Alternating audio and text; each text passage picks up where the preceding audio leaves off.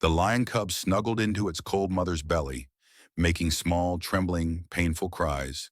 Its mother died after a surprise attack from other lions in the pride early in the morning.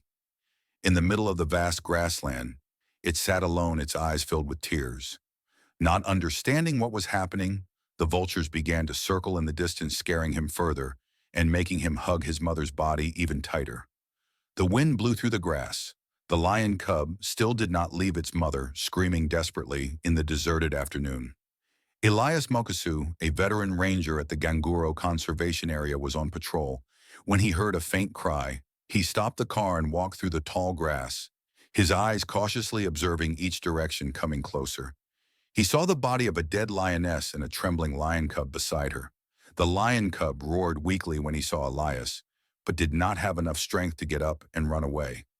Elias bent down, gently examining his mother's body, the deep bite marks suggesting death from internal conflict.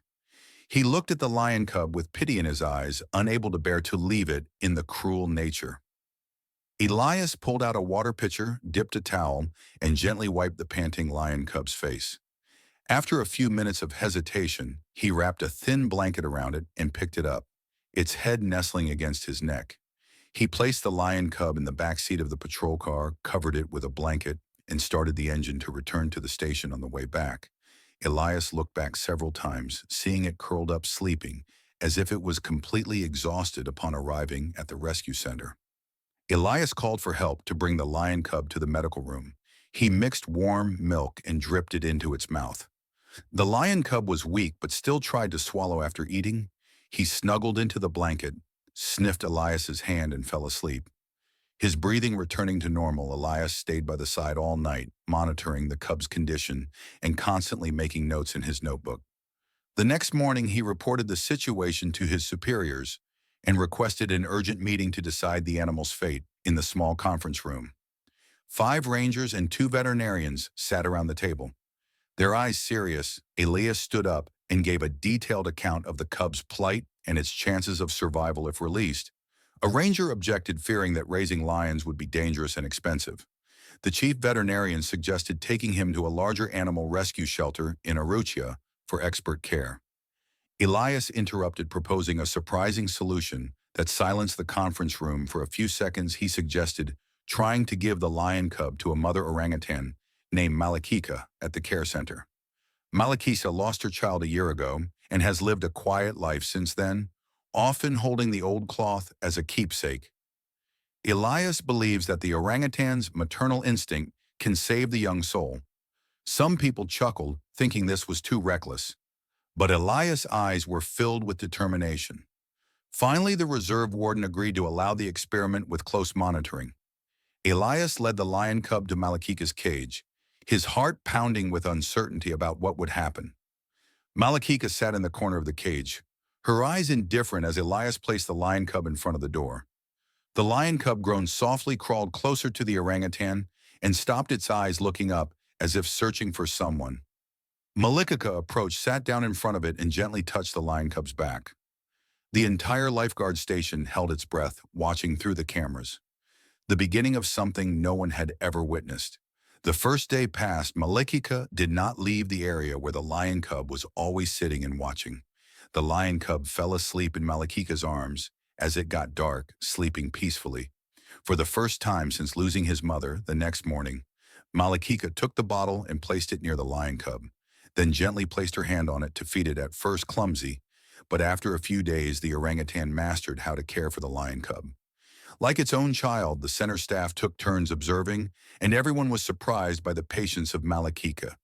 The orangutan, the lion cub, gradually got stronger, knew how to run after Malakika, and even climbed on the orangutan's back to play Malakika, taught it to sit neatly on her lap when sleeping, and to use her hand to shield itself from the sun. When going out in the yard, Elias often stops by to visit them both, bringing extra milk toys and cleaning the cage one day. Malakisa carried the lion cub to the base of a tree, swinging her arms while holding the little animal tightly in her arms. The lion cub began to make happy noises whenever it saw the orangutan approaching. When hugged, it pressed its face against Malakisa's chest and wagged its tail repeatedly as if to express its joy. Once the lion cub fell down, Malakika immediately rushed to check the wound and used a towel to wipe the dirt. The strange bond went viral after Elias shared a video on a conservation page. Thousands of people were moved, calling them Mother Malakika and Baby Baraka, the miracle at Narango. The name Baraka, meaning blessing, was officially given to the lion cub and printed on his cage. Baraka and Malakika play every day, sometimes hugging each other and sleeping under the tree like real mother and child. Elias began to accustom Baraka to the smell of meat, gradually moving from milk to fresh food. Malakisha did not react to the scent of blood, remaining seated next to Baraka as it noted at its first piece of meat. Both grew up together close as if they were a real family. Since birth, the rescue station added a live camera, allowing visitors from around the world to watch this special mother-child relationship. Baraka was now twice as big as Malakika, with a sturdy body and thick golden fur in the sunset. However, it still burrows its head into Malakisha's belly every night. Its innocent nature unchanged, Malakika can no longer hold Baraka, but still strokes his head with both hands every morning. Elias checked periodically, but has yet to detect any aggressive behavior from Baraka. Towards the orangutans, the station gradually breathed a sigh of relief, believing that this bond truly transcended wild instincts. Baraka was obedient, knew how to sit still when called, and never bared his teeth and growled at Malakika. Every time Baraka ran too fast, Malakika would slap the ground to remind him, and he would obediently stop. They eat together, sleep together, and even play with specially made rubber toys. Tourists now don't just come to see lions or orangutans, they come to find wonder. Every step of Baraka's growth is accompanied by the loving footprints of his orangutan mother, Malika. Every day, hundreds of tourists flock to Ngorongoro to witness the unique and strange couple. They lined up just to get their picture taken as Baraka and Malakika sat together under the shade of a tree. Baraka often sits with his head on Malakika's lap, eyes half closed, as the sound of cameras echoes throughout the barn. Elias and the rangers hold talks about this magical interspecies relationship.